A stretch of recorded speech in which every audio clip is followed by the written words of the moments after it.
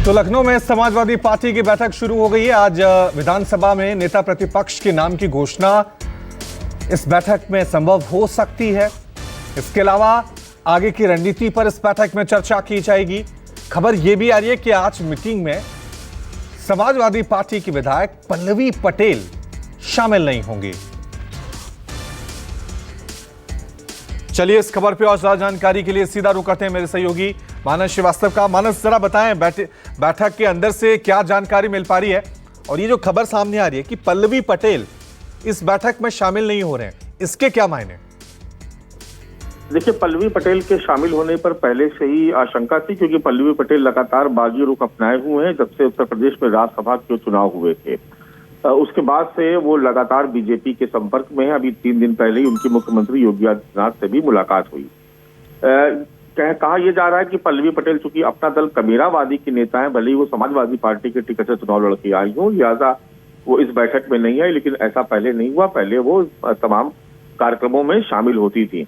तो इस बार उनका बैठक में ना आना निश्चित तौर पर कई तरीके के सवाल खड़ा कर रहा है। लेकिन जो आज का जो प्रमुख एजेंडा है वो नेता प्रतिपक्ष का चयन करना है, जिसमें 3 नाम चल रहे हैं, जिसमें पहला नाम इंद्रजीत सरोज। इनके बेटे अभी बहुत ही युवा है और अभी सांसद का चुनाव जीते हैं कौशाम्बी से।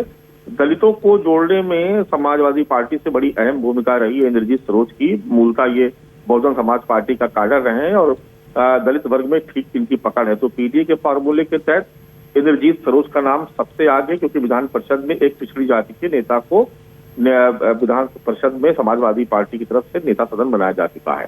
ऐसे में दलित वर्ग से आने की संभावना बेहद प्रबल है। हालांकि 3 नाम चल रहे हैं। पहला नाम इंद्रजीत सरोज का है, दूसरे नाम की बात की जाए तो राम अचल राजभर, और तीसरे लालजी वर्मा। लेकिन ये दोनों ही नाम चूंकि पिछड़े वर्ग से आते हैं और पिछड़े वर्ग का प्रतिनिधित्व दिया जा चुका है विधान परिषद में, लिहाजा यहाँ पर दलित वर्ग के चेहरे को लाए जाने की पूरी उम्मीद है। ऐसे में इंद्रजीत सरोज का नाम सबसे आगे चल रहा है। और कल मानसून सत्र भी शुरू होना है, और मानसून सत्र इस लिहाज से बेहद अहम है कि लोकसभा चुनाव में जिस तरीके से इंडिया गठबंधन को भारी जीत मिली उत्तर प्रदेश में, उसके बाद विधानसभा का ये पहला सत्र हो रहा है और इस सत्र में अखिलेश यादव की गैर मौजूदगी रहेगी।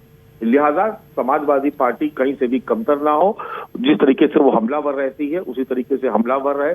जो जरूरी मुद्दे हैं उत्तर प्रदेश के वो सदन में आए और समाजवादी पार्टी उस पर लीड ले। इन तमाम मुद्दों पर चर्चा हो रही है। कल जो विधानसभा का सत्र शुरू होना है, निश्चित तौर पर समाजवादी पार्टी उत्तर प्रदेश में कानून व्यवस्था के मुद्दे के साथ साथ जो पेपर लीक का मामला है, जिस तरीके के घोटाले के आरोप लगाए गए उसका मामला है, या जो पुलिस ने कुछ जगहों पर एनकाउंटर जो सवाल खड़े हुए, कुछ पुलिस हिरासत में मौतें हुई हैं बीते 1 महीने के भीतर, उन तमाम सवालों को लेकर के रणनीति बनाई जा रही है। और कल इन्हीं मुद्दों के साथ मुझे लगता है कि समाजवादी पार्टी आक्रामक और हमलावर नजर आएगी। ठीक है मानस, क्योंकि लोकसभा में जिस तरह से परफॉर्मेंस किया है समाजवादी पार्टी ने, उससे तो साफ हो गया है कि आक्रामक रहेगी, हमलावर रहेगी।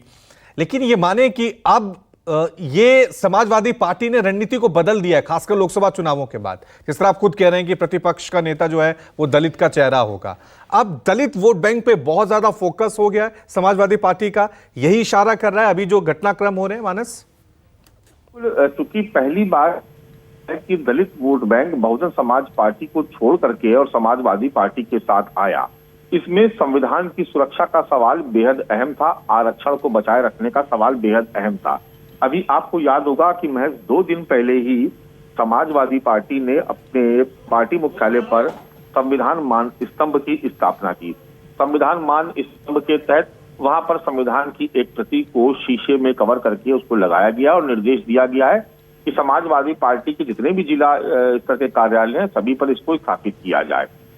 पिछड़ा दलित अल्पसंख्यक यानी पीडीए के फार्मूले के सहारे समाजवादी पार्टी राजनीति के जिस मुकाम में 1 दशक के बाद उत्तर प्रदेश में पहुंची है, उसको मेंटेन रखना भी समाजवादी पार्टी के लिए एक चुनौती है। क्योंकि अब भारतीय जनता पार्टी जो फिलहाल खुद भी आंतरिक गुटबाजी से जूझ रही है, संगठन से लेकर सरकार तक अंतर कलह साफ नजर आ रही है, ऐसे में समाजवादी पार्टी को लगता है कि हमला करने का ये बिल्कुल उचित मौका है। और कांग्रेस पार्टी को साथ लेकर के जिस तरीके से एक सदी हुई रणनीति के तहत लगातार हमले किए जा रहे हैं, अलग अलग जातियों के वोट बैंक को साधने की कोशिश की जा रही है, जाति जनगणना का सवाल एक बड़ा मुद्दा है और अखिलेश यादव ने इसको कतई नहीं छोड़ा है। ठीक है, ठीक है, अपनी ठीक है, प्रेस रणनीति कॉन्फ्रेंस बदली है। अब देखना यह है कि नेता प्रतिपक्ष के नाम की घोषणा कितनी देर में होती है। शुक्रिया मानस तमाम जानकारी के लिए।